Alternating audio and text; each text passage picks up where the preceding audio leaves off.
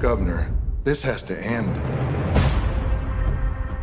They've committed dozens of armed robberies and several cold-blooded murders. What do you plan to do about Bonnie and Clyde? We will capture them. Write that down and underline it twice.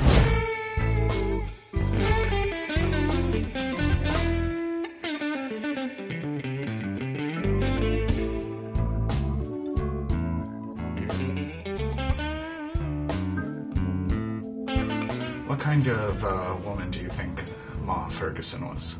Well, she came from a rural background, but I think she was also very canny. She was very strong. She knew her place. Her husband was governor before she was in the 20s, but he was impeached because he was so corrupt. And so she took over, but after a couple of years, she was also reelected on the Democratic ticket, and that's where our movie starts. And I think she's really concerned about being reelected. That's part of it, of course. And she also had a group of Ferguson men who were sort of like her mini FBI. And she was very high on them because they were modern. They had machine guns and walkie-talkies and cars, and she felt they were better capable of catching Bonnie and Clyde. Getting the job but they done. were getting slaughtered. So, unfortunately, she had to agree to the Texas Rangers being brought in, especially Frank Hamer, who she loathed. Well, what was her relationship like with the Rangers before the movie starts, and how did she kind of view Frank Hamer and all of them? Well, let me put it on this way. When she came into power, he retired because he didn't want to work with her, and he kept his commission, so he was always able to re-up.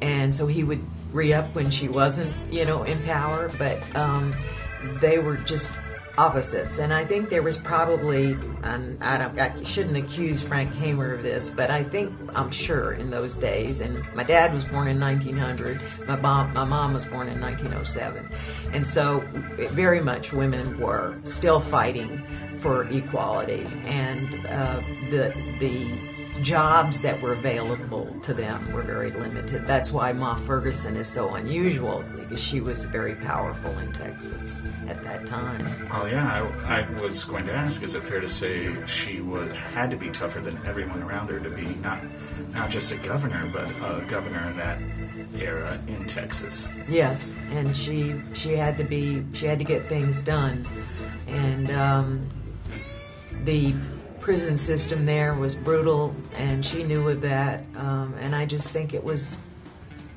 unfortunately, the mores of the day. Well, what are your memories of first seeing the 1967 Bonnie and Clyde? I loved the movie that Warren Beatty made. It was so romantic, and it was well shot and interesting. I know there were problems with the real people when they saw it. They felt that they were not represented in a very, I think one woman felt that they were made to look like buffoons, so, but there wasn't a movie like that at its time, and in fact, I remember an anecdote about Warren when they first showed it. The guy in the booth who was running the projector turned the sound down during all the gunshots because he felt it was too loud. And Warren ran back up and went to the guy and he said, no, you have to leave it up. You have to leave it up, because it's part of what they did. It's part of who they were and the horror of that. So, and that element, I think, works its way into this movie. The violence is quite shocking and visceral in this film. Yeah, and a lot of it comes from Bonnie and Clyde themselves and their colleagues. Why do you think we return to the story? And it always seems to be during times of strife, the Depression, late 60s with Vietnam, and today. Why do you think we always come back to this saga?